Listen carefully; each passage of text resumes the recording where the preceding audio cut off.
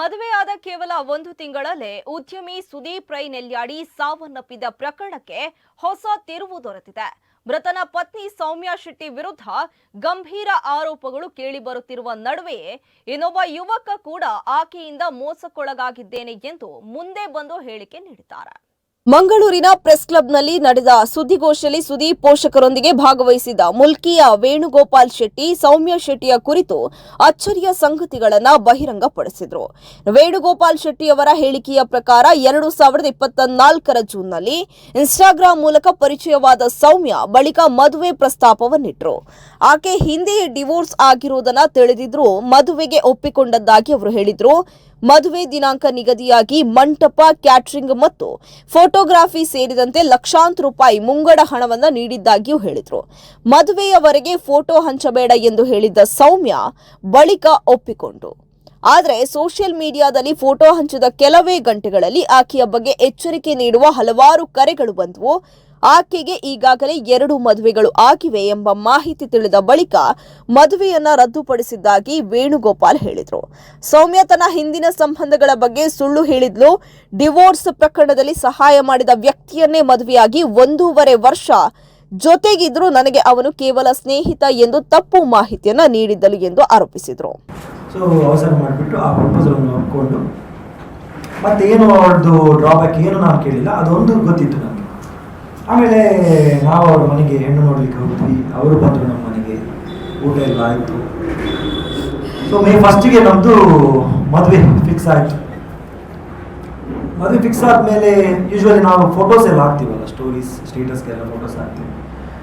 ನಾನು ಸ್ಟೇಟಸ್ ಹಾಕಬೇಕಾದ್ರೆ ನಾನು ಸ್ಟೇಟಸ್ ಹಾಕೋದಕ್ಕೆ ಫೋಟೋ ಬೇಕು ಅಂತ ಒಂದು ಎಡಿಟ್ ಮಾಡಿಕೊಡು ಅಂತ ಹೇಳಿ ಕೇಳಿದಾಗ ಇವಾಗ ಬೇಡ ಹಾಕೋದು, ಆಮೇಲೆ ಹಾಕೋಣ ಅಂತ ಹೇಳಿದ್ರು. ಸರಿ ಆಯಿತು, ನಾನೇನು ಮಾತಾಡಿಲ್ಲ. ಸ್ವಲ್ಪ ದಿವಸ ಹೋದ್ಮೇಲೆ ಮತ್ತೆ ಕೇಳಿದೆ, ಫೋಟೋಸ್ ಹಾಕೋಣ, ನಮ್ಮದು ಫಿಕ್ಸ್ ಆಗಿದಲ್ವಾ, ಗೊತ್ತಾಗಲಿಲ್ವಾ ಅಂತ ಹೇಳಿದೆ. ಇವಾಗ ಬೇಡ ಅಂತ ಹೇಳಿ ಆಮೇಲೆ ನಮ್ಮದು ಮೇ 1ಕ್ಕೆ ಹಾಲ್ ಫಿಕ್ಸ್ ಆಯಿತು, ಅಡ್ವಾನ್ಸ್ ಆಯಿತು.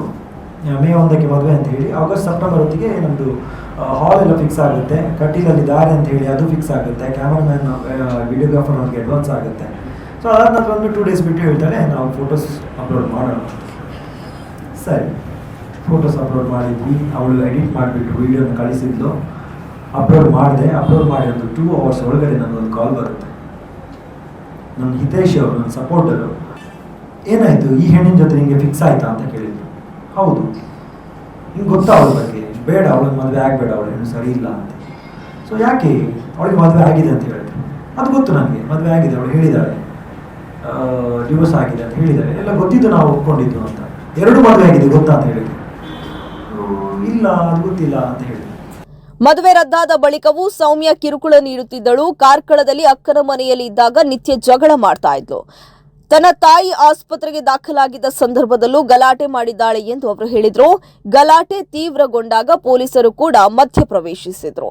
ಆಕೆಯ ಬ್ಲ್ಯಾಕ್ ಮೇಲ್ ಮತ್ತು ಕಿರುಕುಳದಿಂದ ಪಾರಾಗಲು ವಕೀಲರ ಸಲಹೆಯಂತೆ ಕೆಲವು ಕಾಲ ಮುಂಬೈನಲ್ಲಿ ಅಡಗಿಕೊಳ್ಳಬೇಕಾಯಿತು. ಆಕೆಯ ಬಲೆಯಿಂದ ತಪ್ಪಿಸಿಕೊಳ್ಳಲು ಬಹಳ ಸಂಕಷ್ಟ ಅನುಭವಿಸಿದ್ದೇನೆ ಎಂದು ವೇಣುಗೋಪಾಲ್ ಶೆಟ್ಟಿ ಹತಾಶೆ ವ್ಯಕ್ತಪಡಿಸಿದ್ದಾರೆ.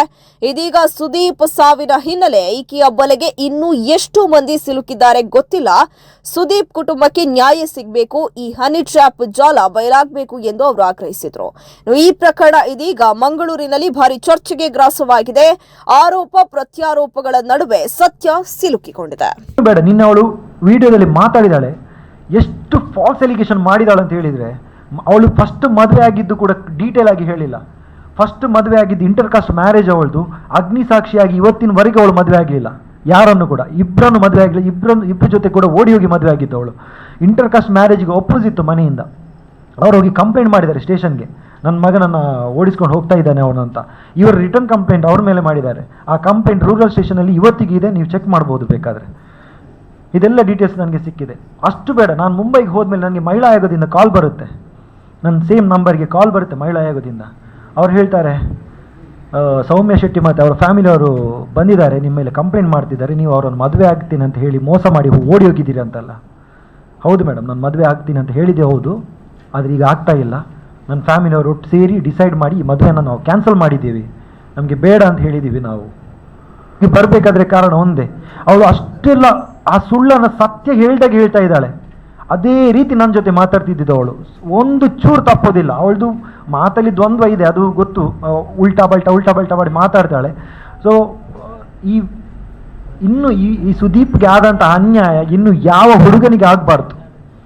ಅವಳಿಗೆ ಒಂದು ಕಾನೂನಾತ್ಮಕವಾಗಿ ಶಿಕ್ಷೆ ಆಗುವಾಗೆ ನೀವು ಸಪೋರ್ಟ್ ಮಾಡಬೇಕು ನನಗೆ.